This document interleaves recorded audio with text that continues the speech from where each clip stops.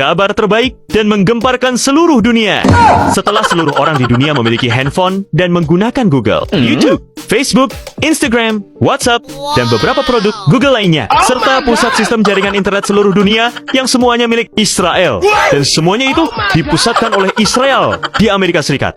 Dan kini, setelah sekian lama menunggu, akhirnya aplikasi TikTok yang berasal dari negeri tirai bambu tersebut sekarang telah berganti hak kepemilikannya. Jadi, aplikasi TikTok yang sekarang ini yang digunakan oleh seluruh dunia telah dibeli sepenuhnya oleh Tuan Larry Ellison. Tuan Larry Ellison merupakan warga negara Amerika Serikat dari keturunan Italia dan Yahudi. Dan lebih akuratnya, yaitu bapaknya dari Italia dan ibunya dari Israel. Jadi ini sangat mantap sekali bila terdengar di telinga para Konoha. Sebelum saya akhiri video ini, saya mau bertanya terlebih dahulu, dari kabar yang indah ini dan mengejutkan telingamu barusan, bagaimana menurutmu? Sahkah? Bagaimana saksi?